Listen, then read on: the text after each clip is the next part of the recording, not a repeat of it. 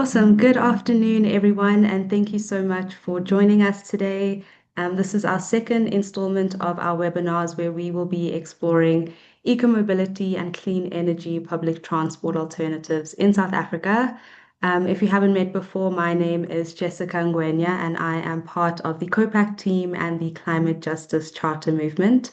And yeah, for those of you who are unfamiliar with the space or unfamiliar with who we are, very briefly, the CJCM, the Climate Justice Charter Movement, emerges out of years of campaigning during the worst drought in South Africa. And at the heart of the CJCM is a vision for systemic change through accelerating the deep, just transition from below. In order to do this, the Charter outlines 14 systemic alternatives. These include transforming the food system through agroecology and food sovereignty, democratizing the water commons, zero waste and simple living, and the rights of nature, just to name a few. You can go back to previous webinars to unpack these in a bit more detail. But for today, we'll be continuing our conversation on mobility and transport in South Africa with a specific focus on the possibilities and realities around clean energy public transport systems. And I think we know that this theme is especially relevant in our South African context, where across the country, people experience daily transport injustice. This includes unsafe streets, unreliable public transport, long travel times, and high costs. Alongside this, we know that transport emissions account for over 10% of the country's total greenhouse gas emissions, representing the third largest emitting sector, which has an impact on the sustainability of our transport industry. And so, through the space and through this campaign as a whole, we want to explore the alternative. We want to really consider what is an ecologically, economically, and socially just and sustainable transport transition. And so, I'll just leave us off there and leave the details to the experts. We have two incredible speakers who have joined us today and who will help us unpack this topic a little bit more. How we'll go through today is that we'll have each of our speakers share their presentations, and once they've presented, we will open up the floor for comments, questions, and discussion. So please do listen attentively, keep track of your questions, and we'll have time to engage afterwards. I'll quickly introduce our first speaker for today. Our first speaker today is Dr. Zonke Gavrilov. She has a PhD from the Joint Wits University TU Berlin Urban Lab and specializes in public transport, reform, and informal transportation in South Africa. Backed by qualifications in a BSc in landscape architecture, an honors in applied science architecture, a postgraduate diploma in development planning, and a master's in development planning. With a background as a former lecturer in transport economics at the University of Johannesburg, operational experience in the minibus taxi industry, and direct participation in the 2017 BRT negotiation sessions between the city of Ekurhuleni and the Ekurhuleni taxi industry, she offers unparalleled insider expertise. Since 2020, as a member of the Tembisa Pretoria Taxi Association and taxi owner, Zonke channels personal and academic insights into practical solutions for conflict mitigation, collaboration, governance, and sustainable urban mobility. And so, without further ado, I will hand over to you. You're welcome to share your screen and start your presentation.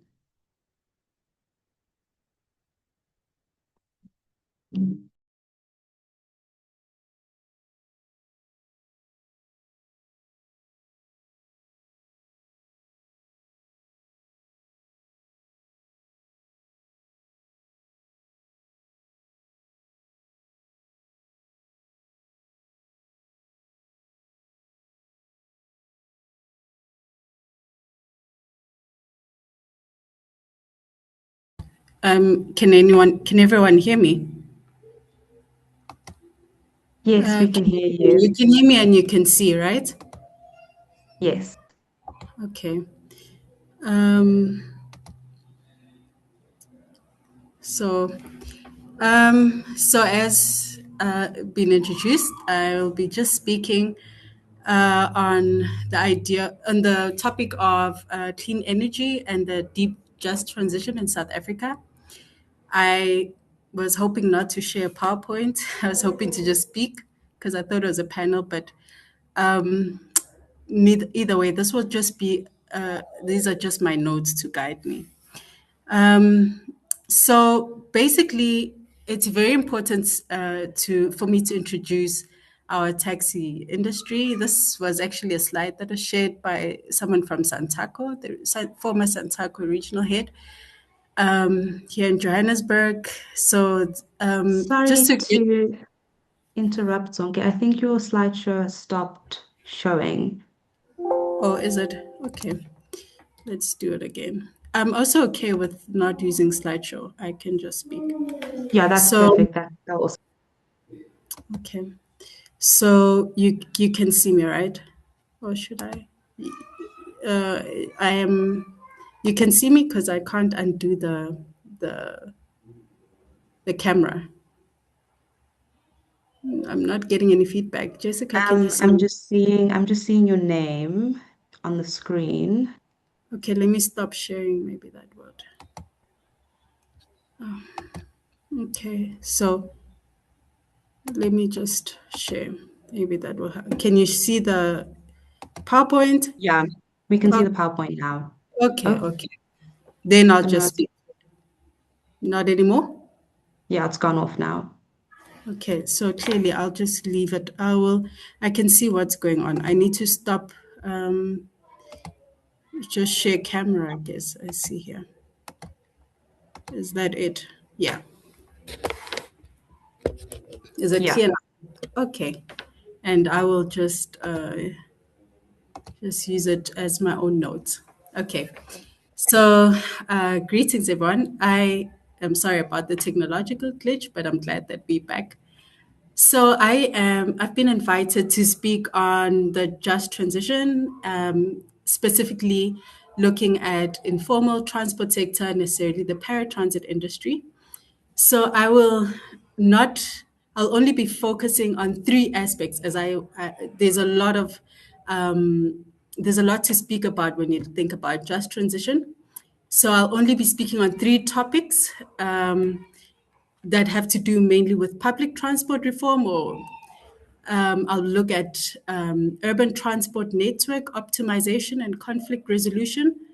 I will look at stakeholder engagement, and I'll look at the value chain of the deep transition. So I'll only look at those three aspects. But to start off this conversation, I'll speak about the taxi industry, right, in South Africa. So the paratransit industry in South Africa um, is known to be like, it's known more for its violence than it's actually known for its tax operations. But it also has a lot of strong history, um, looking at the apartheid era and participating in mobilizing a lot of politicians to get around the country. So they have a good they have a very strong social factor in society. A lot of the ethnicity, it's majority Zulu speaking. This is, I'm reading now from Santaco data. The average age, it's male dominated, 94% apparently male, but I disagree with that statistic. 90% of it is Black owned, and they see themselves as entrepreneurs. So, this is very important because the paratransit industry dominates urban transport in developing countries. So, as Jessica mentioned, that 10% of carbon emissions uh, come from transport, and it's like the third largest. So, paratransit is very important when you look at this because they dominate a lot of the urban transport in developing countries. They're known to be resilient, flexible, and demand responsive, but it also has a lot of its negative externalities, which today I will speak to the lack of regulation, the violence, and the high operational costs, and also its effect of unrepaired vehicles, and the likes. So there is an opportunity for formalization, electrification, and improved working conditions. But what does just transition mean for the taxi industry? So it's nice for us to speak as as academics about our desire for environmental justice and stewardship. However, that is not necessarily the perspective of many paratransit operators. I know this because I, I have worked there for the past 6 years. So the paratransit industry in South Africa operates with no public subsidies or much support from government. So there is a lack of economic support for it, and it's a highly fragmented industry, and it faces much violence. So it transports, my brother likes to say, the poorest of the poorest. So they're really dealing with bread and butter issues, and environmental stewardship, while it's important, it's not yet expedient for the industry. So, how do we make that a compelling and important issue for the taxi industry given what I have just mentioned? So, I I suggest a multifaceted approach, and I did mention that I will look at three aspects. I spoke about urban transport network optimization. I spoke about stakeholder negotiation, and I also spoke about in the introducing the industry to value chain opportunities. So, when we're looking at the urban transport network optimization, I think, and conflict resolution, I think it's very important that before we introduce EVs, that we really conduct demand assessments and translate these findings into efficient route designs and service frequency and coverage. So, in the taxi industry, there is a lot of oversupply of vehicles, redundant operations, and due to this can barely be and lack of coordination, and this is not resolved a lot of the time because of the conflict. So it's important to, when you want to reduce carbon emissions, to coordinate paratransit, to coordinate various taxi associations. So moving on to my second point, which I said would be stakeholder engagement, which is essential for reform. Just looking back at the experience of the BRT, we can see that there was a lot of pushback to that kind of reform, and there's a lot of fear that is associated with reform. So it's very important to have a strong stakeholder engagement and transparent governance. It's important to invest a lot of time and resources. And I also want to mention that in South Africa, it's a very sensitive topic. A lot of people get killed during reform programs. So it's important to get buy-in, to understand the aspirations, the ambitions of the industry, to understand the existing power dynamics and the stakeholders that are involved, and to really consider a bottom-up approach. And I'll speak about my last point, which I said would be the value chain of the deep transition. And I think this is very important when we look at the understanding of what just transition is. So when we look at just transition, we're not only trying to move to a more ecological or a more environmentally friendly approach to transport, but we're also looking at the financial opportunities and incentives for and addressing the livelihood concerns.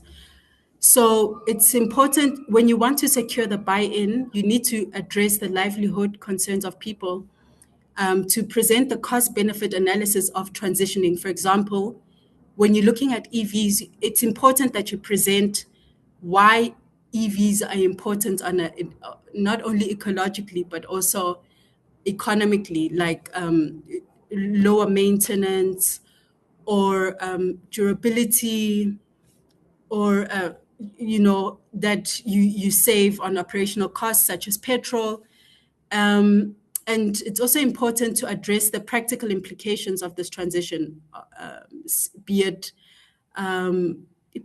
the charging infrastructure, the charging time, the financing, and also to address the existing value chain, such as what will happen to the existing jobs of because when you look at the taxi industry, you shouldn't only look at the drivers and the owners, but there are also queue marshals, there are mechanics, there are auto repairs or auto spares, there are petrol attendants, and they all need to be included in this value chain. So, how can the industry form partnership and stakes in the value chain? It's important to ask what are the existing business models and potential partners. So, it's important to present practical value chain opportunities, such as or so when you're looking at or be it EVs, be it solar panels, be it battery, looking at renewable energy opportunities within the taxi ranks, skills trainings in vehicle maintenance and repairing of EVs, be it battery swapping. It's very important to address the livelihood concerns. So, in conclusion, I'd like to say that electrification does offer potential, but it needs foundational and organization and regulatory reforms first. I think things such as well as the organization of the taxi industry into a formal entity where financing is going to be possible. So, yeah, I think that it is important, but it needs to be multifaceted. Thank you.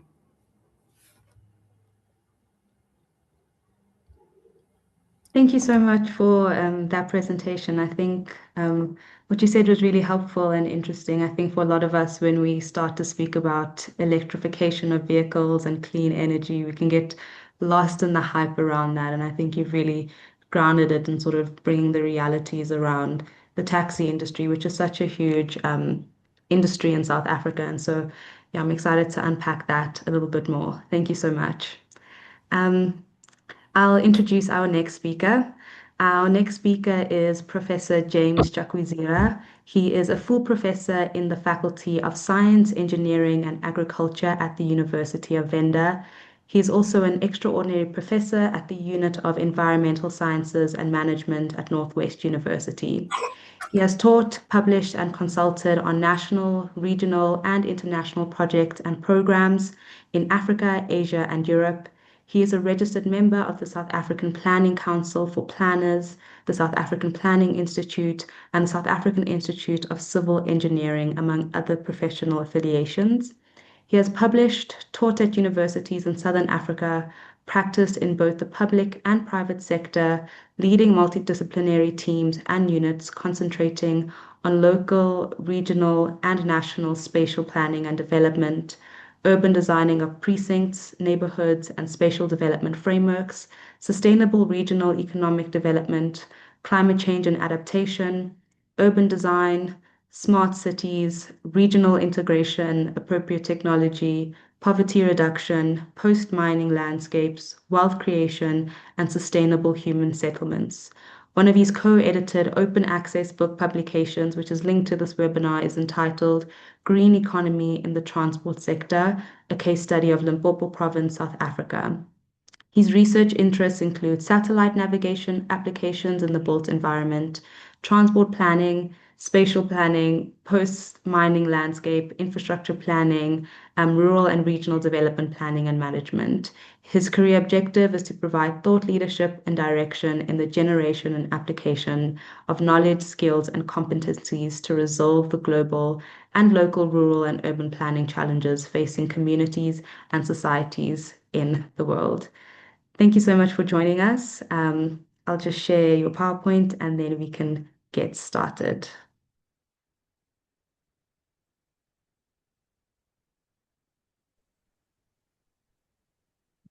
Yeah, let me know if you Thank can you. see it. Perfect, we can hear you. Okay. Thank you very much, Program Director, Ms. Jessica Ngwenya, and thank you, colleagues, for this opportunity to come and share some of my insights with respect to reimagining mobility in South Africa as we think through, in a deeper sense, what it means in terms of the appropriate clean energy systems that should fuel our public transport in a manner that deepens our transition for the benefit of everyone. If we could go to the next slide, please. Thank you.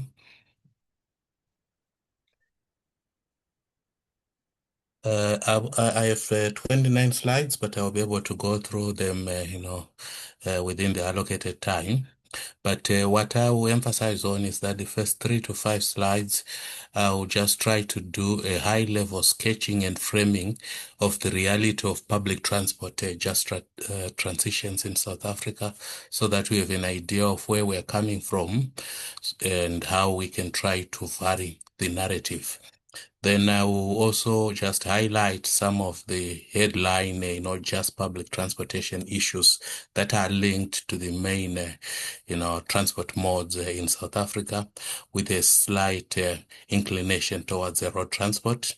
Then I'll look at, very interestingly, the base around which public transport is supposed to run around. And I'll just use one example here, looking at road-based public transport in terms of the South African road condition overview.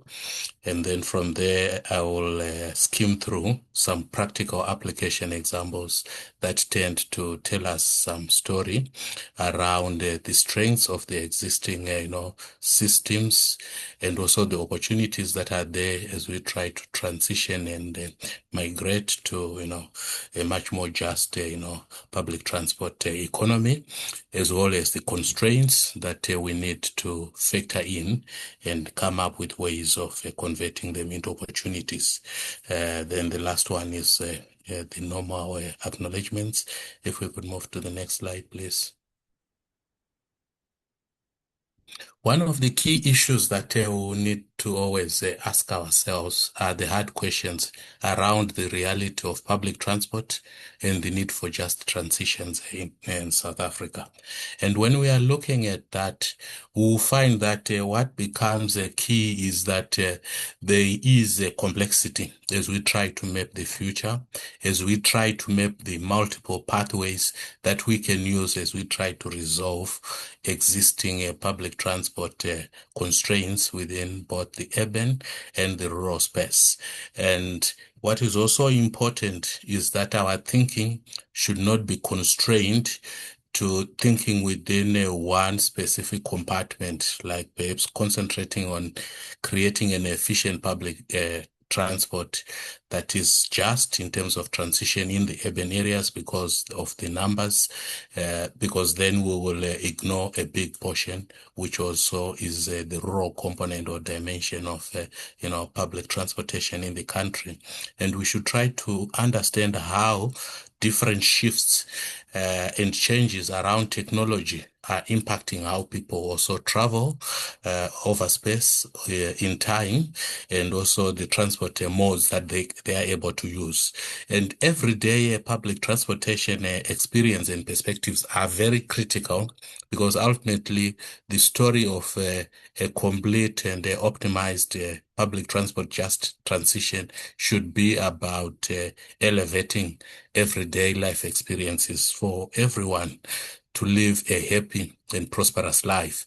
And then as we think about that, we also need to think about the impact of the global coming to us. How does, for example, geopolitics affect the rate and pace at which public urban transitions can happen? For example, in Australia, with the current geopolitical system, the government has even come up with a program whereby they will subsidize public transport systems and encourage, the population to use public transport to go to work. So we can see how it's linked to everything that happens around, but we can also think about how do we get around on an everyday basis as children, as adults, as women, the gendered nature of, the public transport system. How easy and safe are specific kind of public transport systems that we are using? And do they create stigma, or do they actually, encourage us to utilize opportunities within our environments, and that becomes quite critical. But let's move to the next slide in the interest of time. And basically, what we see in terms of all literature that we can pick, international or even local, is that the key issues have to do with the procedural justice. I think my colleague who just spoke before me, Dr. Sonke, was talking about stakeholder engagement. It's about procedural justice.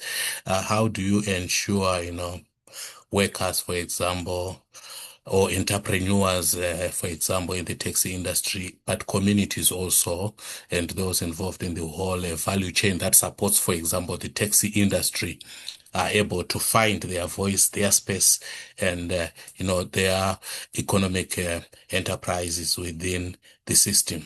But also social inclusion is important so that no one is left behind. But ultimately, we want to look at the impact and say, is there distributive justice ultimately? So in terms of a deep kind of discussion, the idea then becomes an issue of deep or the depth of a transformational intent. And we then need to also think about how does it happen in different areas. For example, in KZN as compared to Gauteng province, is it happening at the same level of a New Wednesday detail? And I will not go into the discussion of how we define just transport transition, but it's talking about the shifts that should happen towards perhaps low carbon, towards perhaps safe transport that are affordable and accessible. And we should not forget the marginalized and perhaps those communities that live also in deep rural and peri areas. If we could go to the next slide, in the interest of time. Right. Here, this slide is it's something that is common. I picked it from the Department of Transport, but what it says is we should understand where we are so that we plan where we can go, because it is our present system of existing public transport infrastructure that will affect the depth, the pace, and the intent of transformational impact that we can achieve in the next 10, 15, 20, or as we perhaps model around 2040 or model along the NAT map in terms of 2050. And there are realities here that we pick in terms of our road network to say what is perhaps the gravel. And if you have gravel road, what is the form of a just transition that are required for us, for example, to have gravel roads that support linkages between commercial farms, perhaps rural areas, and the immediate nodes or cities in a manner that is just and in a manner that is perhaps at sync with our development rate. Perhaps they might need to think of technologies to say, can we come up with, road-based technologies of treating of gravel roads, especially now when we have had accelerated, climate change, where sometimes you find that it's impossible or not possible to move from one place to another. Can we use some form of technology to ensure that these roads are all-weather roads, irrespective of the changing conditions that climate is bringing? I just picked on that one, but perhaps let's go to the next slide because I'm also looking at time. Then, for example, when we look at the road transport, and of course, it has already been highlighted by our chair, that we see that, greenhouse gas emissions from transport actually account for about 11 to 12% of the total carbon dioxide emissions, and most of them, over 90%, come from road transport. That's why it then becomes important that if we can put our handle on the road transport sector and be able to come up with effective and transformative projects, then our footprint around reducing carbon emissions and movement towards the just transport transition will become quite important. But we have to look at it in the context of the motorization rate. I'll just highlight that in 2009, we were asked to do a car modeling study by the Department of Transport. And when we worked on that model, one of the key things, it was the build up to the 2010 World Cup. One of the key things that came out was that the majority of people, which is still the same thing as of now, indicated that they could not use public transport because it was not reliable. But also others said once they start working, buying a car was part of status symbol and a way of indicating that they had arrived. So that mentality and mind shift from perhaps thinking to move towards the public transport versus private is an issue that will always be at the center of the transport justice and injustices that we find in the country. I think I will not emphasize on these points because my colleague before talked about it, that as we do these shifts, we should remember the full value chain, including small operators, to avoid these transition shocks, disempowering and entrenching inequalities further. Next slide, please. Then if we look at the rail transport, what I'm going to just emphasize is that if you go to the statistics of funding for the transport sector, we would find that from 1950 up to now 2025. In the 1950s, there was a lot of funding for both road and rail sector. But then we find when we started to go into the 1970s, then we saw a decline now in the funding, especially around the rail sector. And then we also saw an increase in funding for the road sector with the consequent increase in terms of road-based freight sector. And now the big question is the need for us to have that shift from from road freight to rail freight, which would also help in terms of the goals of transport justice and low carbon transitions, and perhaps put us in a better way for us to be able to reach that 15 to 20%, of road freight being onto rail by 2050 as part of our net zero, pathway. So that is very important. And it also indicates that, we need to reverse, for example, 50 plus years of skewed investment, which focused on sectors that encouraged motorization and road freight, whilst not balancing the need to also equally develop a matching rail sector system. If we can go to the next slide. For the next slide, I will only highlight that what is important is for us to realize that the taxi industry has a base, has a history, has the whole story of challenges that we know, safety and lack of safety, and of course it's an inefficient mode of transport.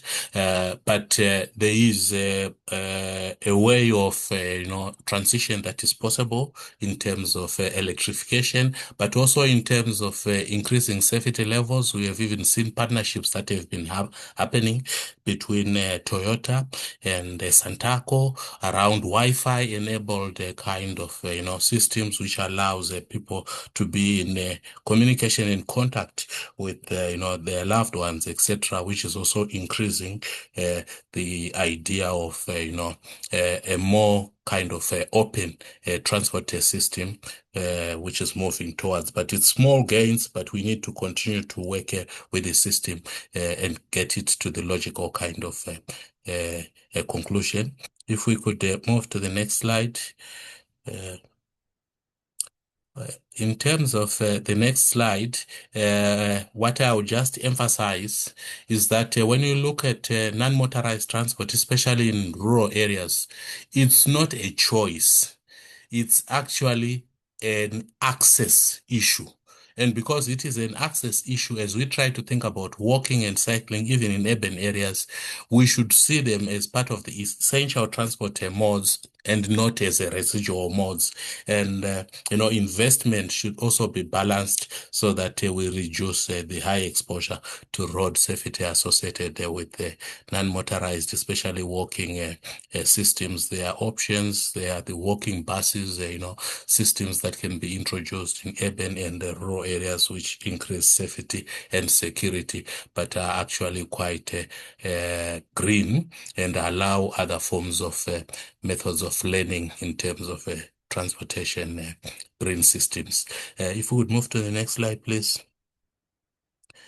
Then, of course, we also look at aviation. And maritime. It's important, and we wouldn't want to even make a mistake because then we could pollute our seas, and when we pollute them, we end up affecting the blue sea economy, which then has a lot of implications, especially for coastal and rural communities that rely on fishing, agriculture, and hence we need to look at the green fuels and efficiency without creating job losses. Next slide, please. Then rural transport, I just emphasized on it, but I'll just look at just transition challenges in rural areas are linked, and we are all quite clear on them, especially with climate change. The damaged roads, you can just try to imagine the area where you come from, whether it's, Eastern Cape Province, whether it's KwaZulu-Natal, whether it's Limpopo, Mpumalanga. You can see how the recent increase in precipitation has affected the road network.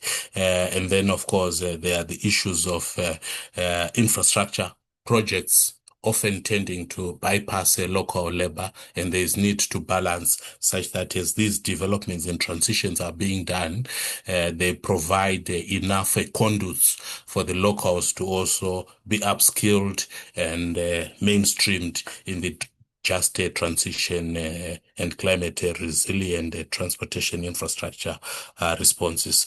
Next slide, please.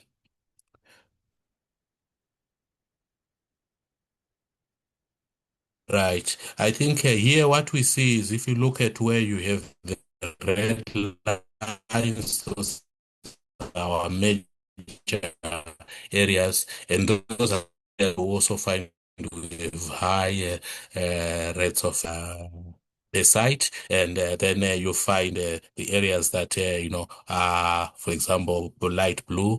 You find it's lower because also traffic movement there is also lower there. So we need to think about that in terms of the green corridors, those that go perhaps to natural, conservation and wildlife or game economies, which facilitate tourism, and in the process we balance the developments with the realities for different forms of growth potential in the country.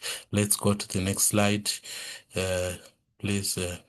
And then, of course, the overall condition of the roads is also very important, because if the condition is bad, then people also tend to slow their speed and drive in low gears. And we all know that when you are driving in low gears, you use more, fuel, but you also produce more of the carbon emissions, especially in a context where we don't have a car retirement policy in the country. You can drive your car forever. Let's go to the next slide, please. Then this one also raises issues where we find in terms of the pavement of our roads, they are quite aged. As you can see, the black there shows you the 25 years and plus. So already we are living in a context and a base where we are having very aged roads, where we are struggling in terms of maintenance, backlog or deficit, and where we would want to bring about decarbonization. And hence, these are some of the right challenges that we have to be aware of as we try to change the narrative. The next slide, please.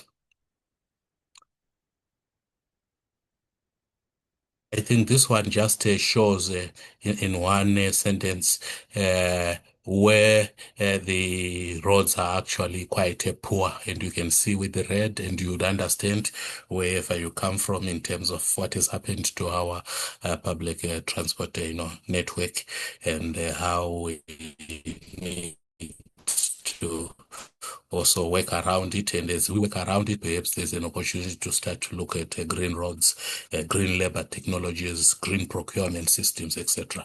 But it's a conversation that is always exciting. Next slide, please.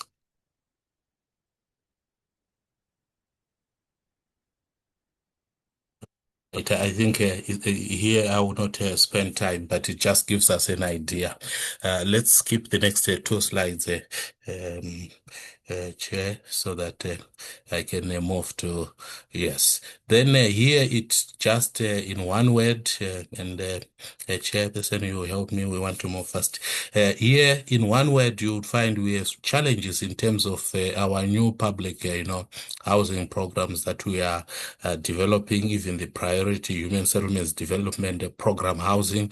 You always find they are always located in land which is cheaper to acquire, and you could understand because you want to build, for low income earners, but they are located far away from the city cores. Therefore, we continue unconsciously to reinforce, high commuting distances and the need for continued subsidies on and impact on the fiscus, just as it was happening in apartheid era, happening also in post-apartheid era. So those are some of the natural deep, transition conversations that we need to continue to engage with, and perhaps we need to find ways of ensuring that we also build strong township economies. If we could go to the next slide. Hi, Prof. Sorry to jump in here. We're running Yes. out of time. So maybe if you could share some key takeaways. I think you've shared quite a lot, and then we'll open up to the floor for discussion, and we can come back to some of these points. But if you could wrap up Yeah. in the next minute or Yeah. so. Yeah, no, that's okay. I think, thank you. The key issues that are there is we have challenges in terms of density. For example, if you look at our public transport systems, even the BRTs in either of any of the cities, you find our densities are quite low. So we need to improve on our transit-oriented development, compaction, infill, etc. Then you also find that although we have a clear vision from the Department of Transport in terms of a one transport vision, integrated ticketing system, all this require a lot of negotiation, involvement, and alignment with all the other stakeholders. And I think with that, the issue of also EVs, they come up with a requirement for charging stations, infrastructure, and the last study that I did that only focused on Gauteng, you could find that it was actually biased towards the major routes and favoring areas of affluent, locations. So that bias and lack of universality in terms of the infrastructure, as well as a complete optimum coverage, is an area that we need to work on. And with that, I think the last one is around skills. It's about skills change. When we did the book on green transport in the transport sector, what we found that is that with the change or a shift towards the green economy, you also change the skills.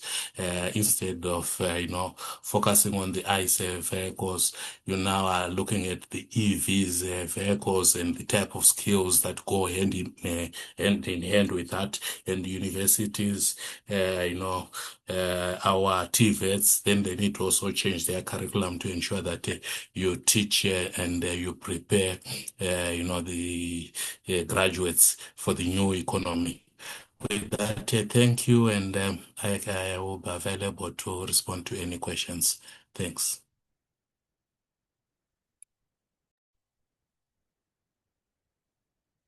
Thank you so much for that input, Prof. I think it was very insightful. And yeah, I really love what you said around elevating the everyday experience and just understanding that we need to build transport systems that are centered on people and understand the different nuances in our context. So yeah, thank you again for those presentations. And now I will open it up to the floor for some questions, engagements, and discussions.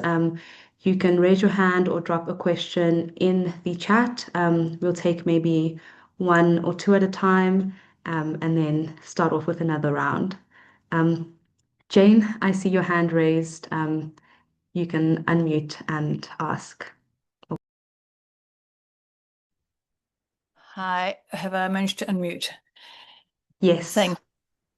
Thanks for these. They're fascinating. Okay, so I come from a history of trying to work with changing transport systems, but in the freight industry in the 90s.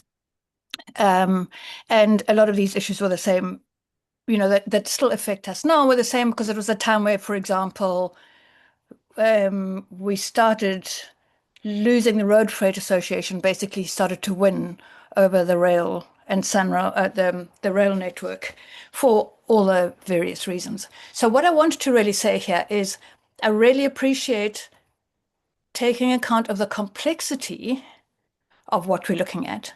I would also like to take it one step further and say we need to look at it even more holistically when we're thinking about what needs to be considered as well as dreamt of, imagined, studied toward, because I think this conversation is still quite a lot within a mindset of continuing with a capitalist economy as opposed to a more socialist economy. And I really think if we actually ever going to achieve some sort of eco-social justice transport system, we are going to have to socialize pretty much everything a lot more, but particularly transport in this case. So I just want to put that in there to the discussion. Thanks. Thank you so much, Jane, for that. And I think, yeah, what you've just said is very important. Are there any responses from our speakers? I'd like to engage with that.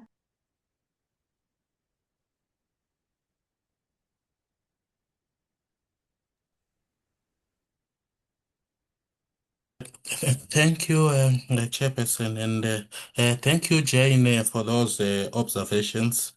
And I'm actually glad that you have been also, engaging with the conversation since the 1990s, and that actually places you at a position of advantage in that you understand the nuances, the history, and some of the kind of initiatives that have been tried, and how far these attempts have gone in trying to unpack, the complexity around just transition efforts.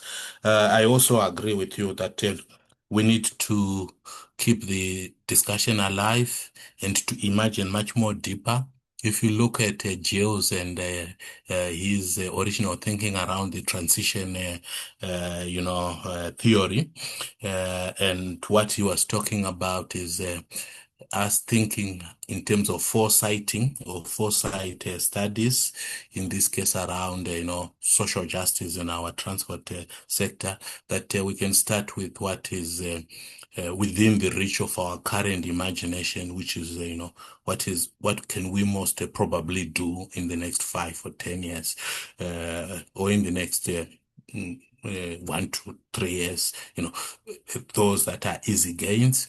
But we can also then start to think deeper in terms of what could we do in the future as we perhaps improve or have other advantages in terms of, thinking capacities. Perhaps we are bringing AI, to the fore, big data analytics and its advantages, crowdsourcing, and then using it to help us free our capacity to think about addressing this issue in a much more transformational manner.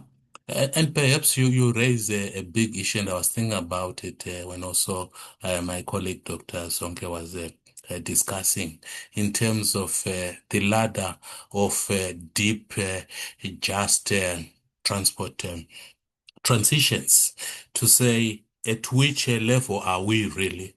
We haven't really, if you ask me, reached, the full excellence of perhaps co-creation and co-dreaming and imagination with, an inclusive stakeholder landscape that we should. And perhaps it's when we start to get to those higher levels of co-creation that we'll be able to then tackle the core of which our economy, and by extension it's being expressed in terms of the transport economy, which is predominantly capitalist, and then we start to move perhaps a little bit in a radical fashion towards the socialist economy. Then we might start to achieve more of gains than perhaps what we are achieving now. So I think we should keep that discussion alive and see the opportunities. Thank you. Thank you so much. We'll take a next round of questions. I'll read the one from the chat, and then Gail, you can go after me. A question from Janet Cherry. What is the potential for green hydrogen for road freight trucks, as well as aviation fuel, shipping, and public transport? If buses, taxis, and trains are electrified, can they be powered by renewable energy? Jane, you can also unmute and ask your question.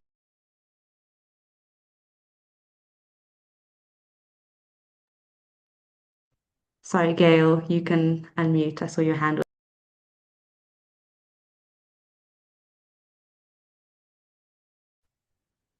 Oh, okay. Sorry, I thought we were answering the other question first. I wanted to ask both Zonke and James, and in fact anybody, do you think, or are there any examples that you have seen anywhere? I mean, so not only in terms of transport systems, but in possibly individual projects that you think really offer us some sort of optimism or something to learn from when it comes to systems or services that exemplify at least kind of critical aspects of transport justice, whether it's environmental or distributive or all the various kinds of justice that are necessary. Sometimes it seems like something that is so almost impossible to achieve.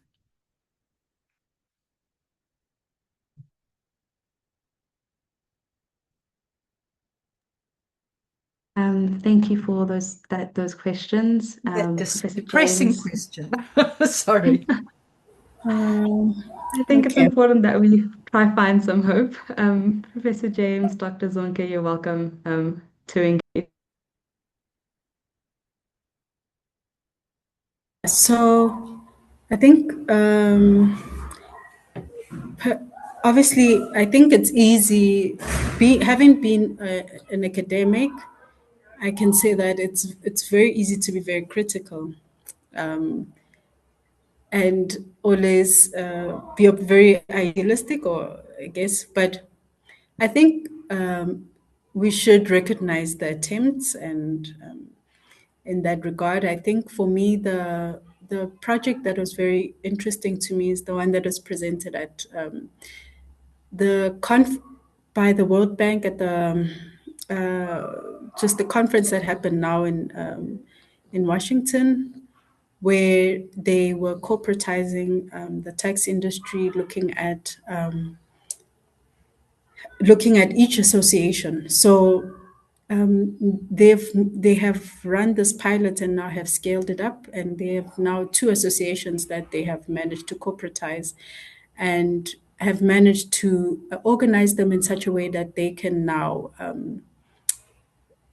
leverage funding to be able to recapitalize their fleets, and in a sense that now they can have access to the value chain, to different value chain opportunities that could allow for transformation. I think, yes, it may not look like a certain vehicle currently, or does not look a certain way, but to be able to get the tax industry to corporatize and to be able to get them to be able to mobilize funding on their behalf is a very big step, especially if you've worked in procurement before. And I think that's one of the barriers that a lot of, in many conferences, they have mentioned with regards to transforming the tax industry. It's if you can get them to work as a unit. And so I think that was quite revolutionary in the sense that it was a very bottom up approach where they worked with each association as opposed to this top down approach, which was used a lot in the BRT projects, where they have looked at a region level. Furthermore, I think that James also made a good point that the paratransit industry is it's inefficient, But what I agree with that. I also think that what we are trying to do here is organize it, rationalize it, so that there is level of coordination between other forms of transport, and there's intermodality between perhaps rail and the taxi industry, so that they can form contracts and to be able to form feeders or whatever it needs to be to allow for more seamless transport experience. That is not necessarily, I think Jane pointed out that that is not very capitalistic, that it can be regulated. Yeah.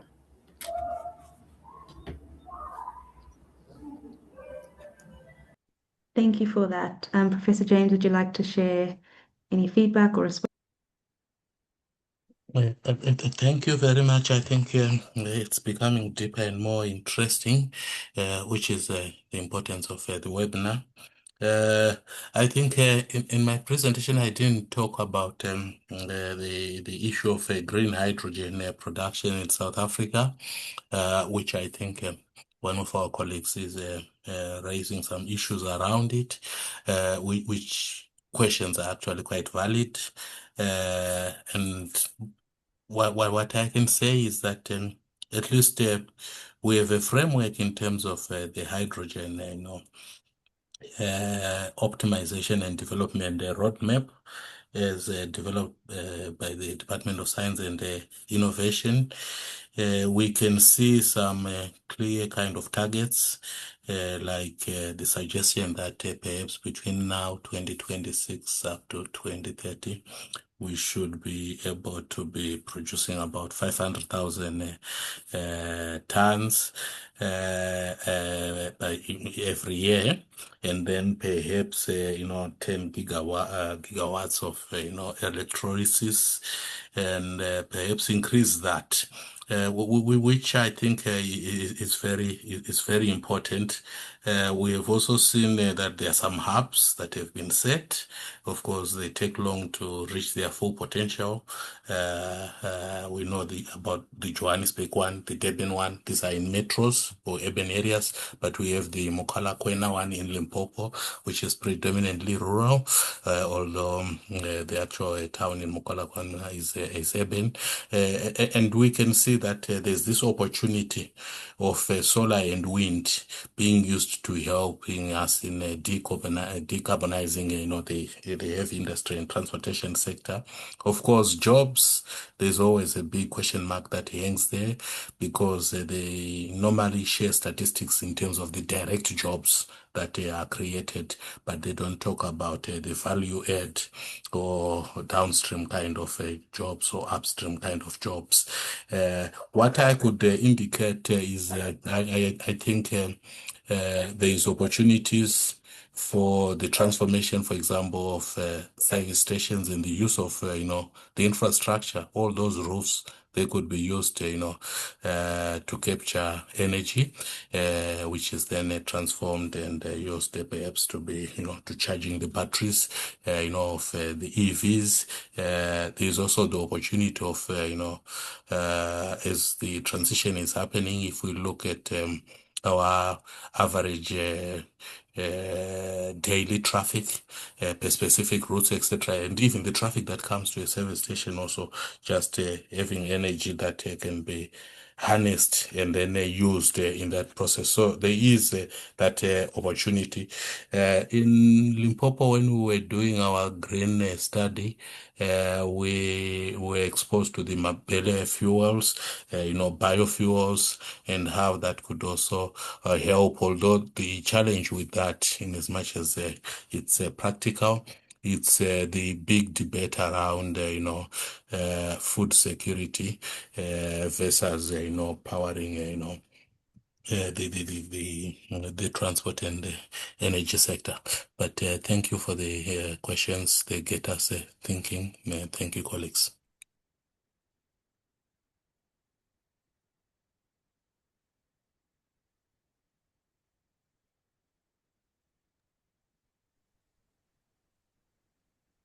Awesome. Yeah, I think the discussion is yeah, getting in depth and more interesting, but unfortunately we are short for time. I think it'd be really incredible for us to continue to deepen this engagement and unpack some of these issues in more detail when we get a chance. But once again, thank you to our panelists for their contributions, and thank you to everyone who made the time to join this webinar and engage in this discussion. I think, yeah, there's a lot of complexity that has been brought up and unpacked. I think what we really got to do today is sort of deepen what we understand by a deep, just transition. What is that depth? What does it look for us to not get lost in or continue in the status quo, and also to not get, I guess, lost in technocratic fixes that sometimes have the possibility of deepening the inequality that we want to address. And so I think, yeah, it's important that we unpack these things and think about how we build systems from below, build systems that consider the uniqueness of our context and ensure that we have a transition that knows that no one is left behind. And yeah, so I hope that we can continue this, and maybe we'll need a part two of this. But for now, if you'd like to get involved, you can see on our screen. You can follow us on our social media platforms. We will upload this webinar onto our YouTube channel. So you can find it there and share it. And yeah, we encourage you to join the climate justice charter movement and keep up to date with what's happening. We know that meaningful transformation happens through collaboration, shared learning, and coordinated collective effort. And so I look forward to seeing what this conversation sparks in other spaces, and hopefully we'll be able to cross paths again, and there'll be some progress that we can look forward to and hope that we can look forward to. Thank you all for joining and enjoy the rest of your afternoon.